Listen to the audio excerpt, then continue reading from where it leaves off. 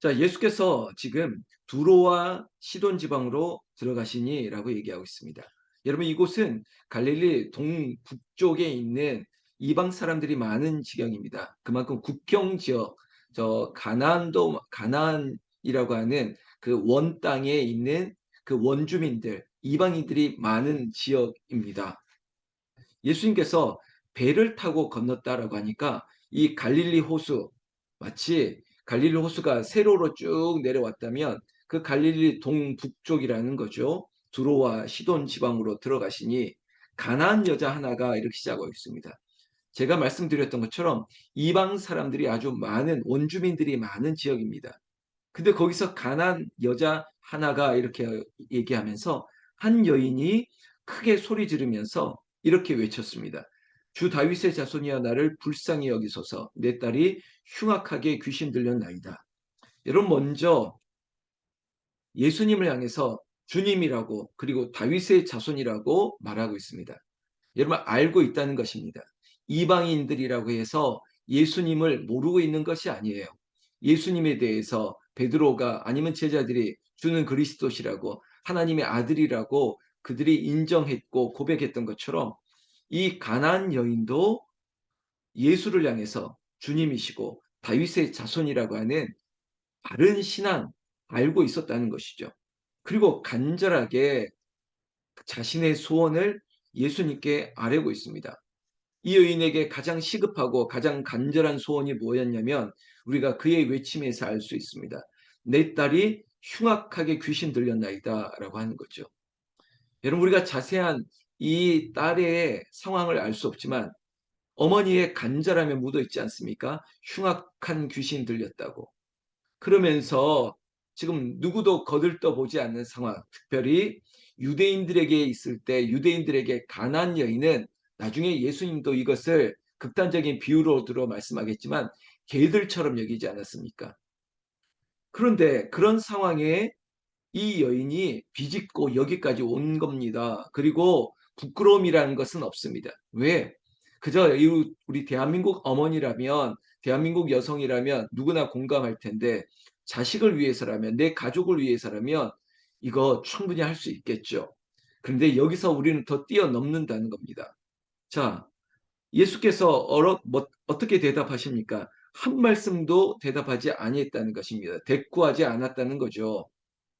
그러니까 되게 예수를 따르는 제자들이나 그 무리가 예수님의 반응을 눈치챈 거 아니겠습니까? 아, 예수님도 이 상황에서는 그냥 모른 체 할 수밖에 없으시니까 제자들과 무리들이 제어를 하기 시작합니다.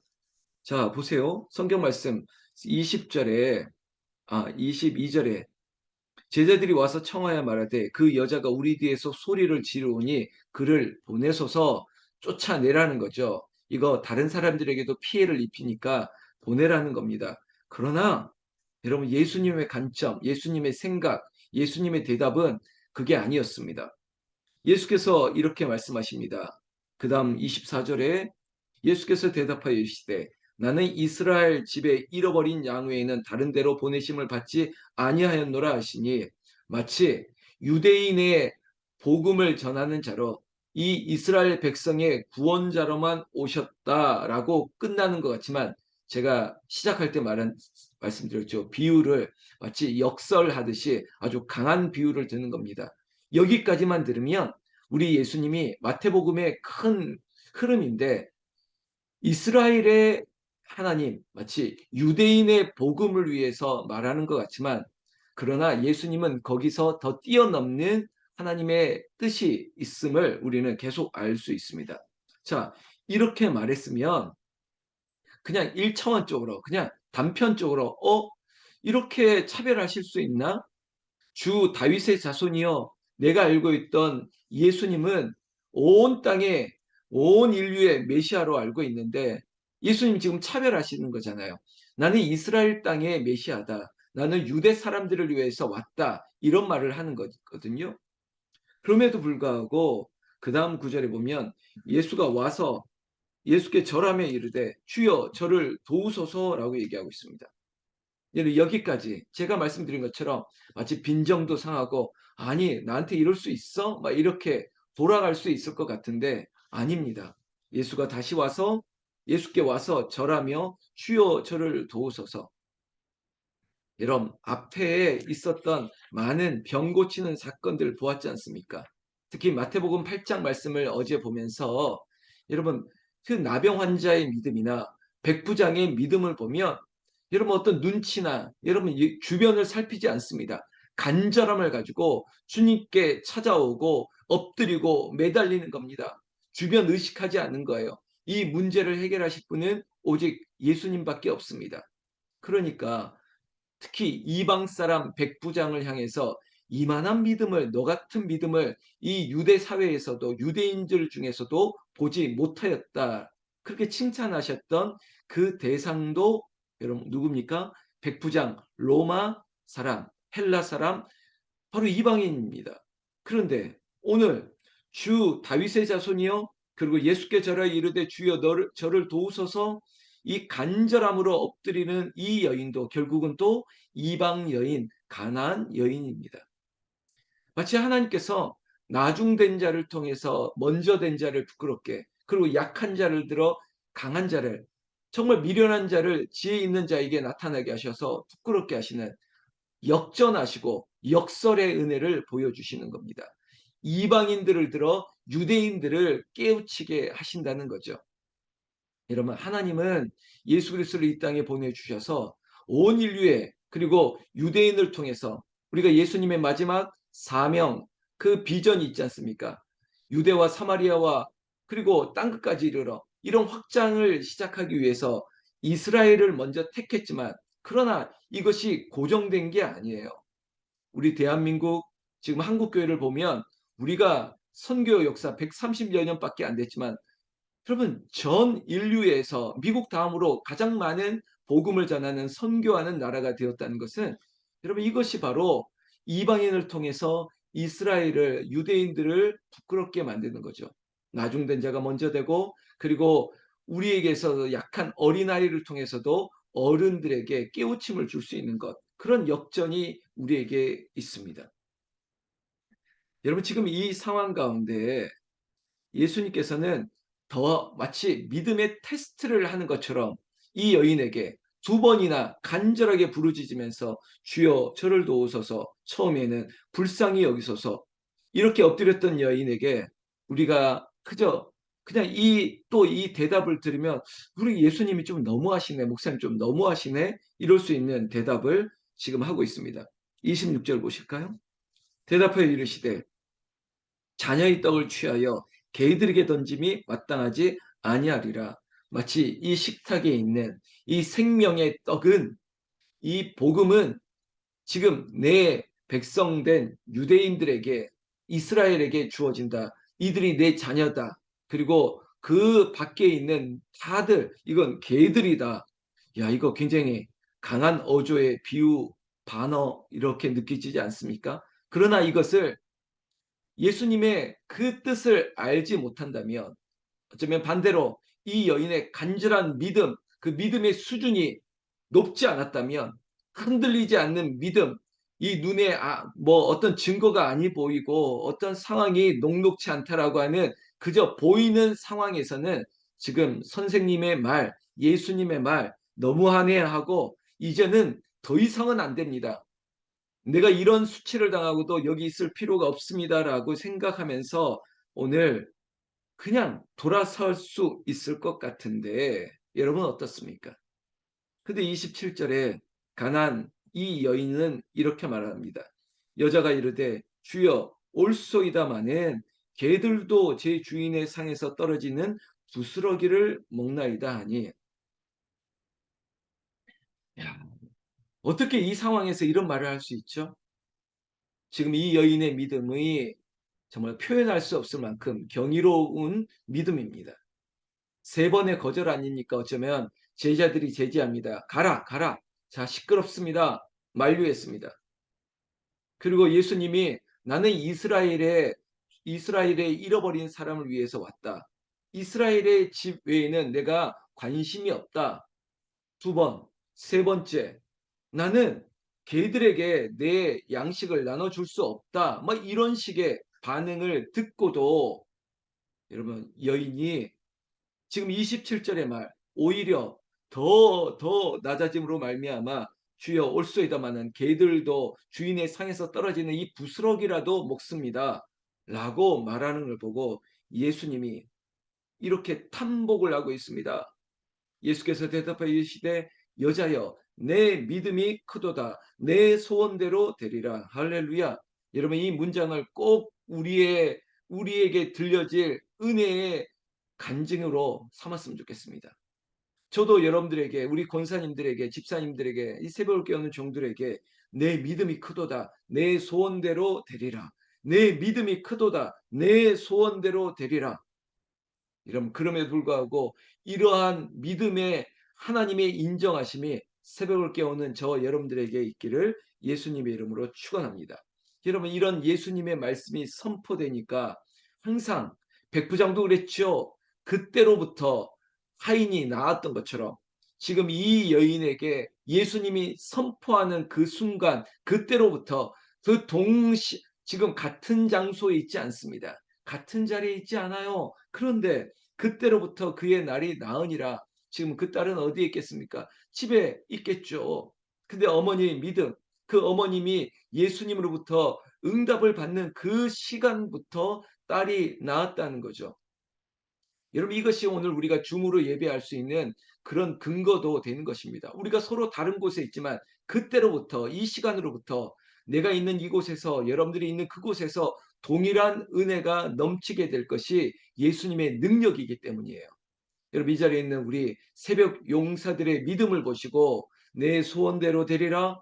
우리의 소원이 우리의 기도의 그 바람이 그대로 응답되는 역사가 이 시간 이곳에 임하기를 나는 예수님의 이름으로 축원합니다. 축원합니다.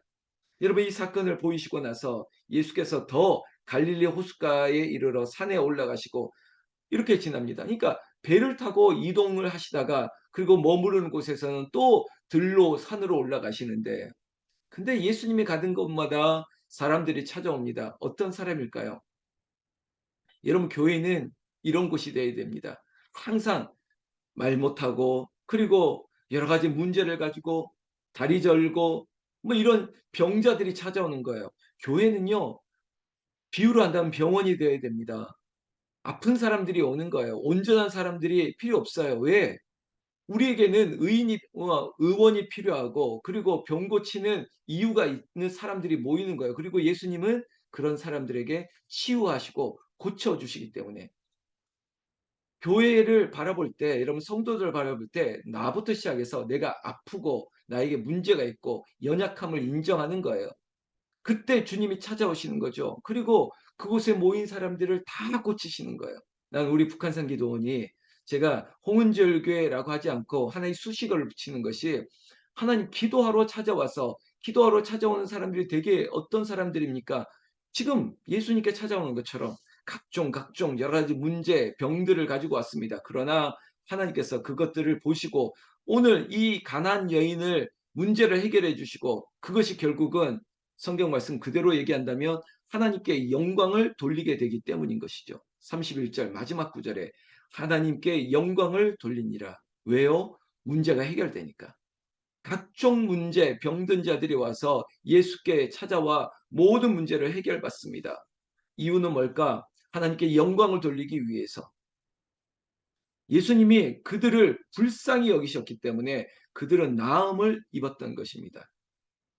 여러분 병의 문제뿐만 아니라 우리의 물질의 문제, 먹고 사는 문제 앞서서 한 들에서도 오병이어의 기적을 베풀어 주셨습니다. 지금 갈릴리 호수를 지나 다른 지방으로 가서 지금 다른 들 산에 있을 때 일어난 또 사건입니다. 32절부터 제자들을 불러 이르시되 내가 무리를 불쌍히 여기노라 그들이 나와 함께 있은지 이미 사흘임에 먹을 것이 없도다 길에서 기진할까 하여 굶겨 보내지 못하겠노라. 여러분 예수님이 내가 생명이 떡이 됐습니다. 그럼에도 불구하고 이 땅에서 먹고 사는 문제, 특히 사흘 동안 먹지 못하는 많은 무리들, 특히 이 두로와 시돈 지방, 갈릴리 동북부 이쪽에 있는 정말 가난한 서민들, 가난한 이들이 모여 있는 이 동네 먹고 사는 문제 앞에 또 예수님 만나려고 사흘이나 굶고 앉아 있는 이들을 향해서 예수님은 어떻게 해야 될 것인가?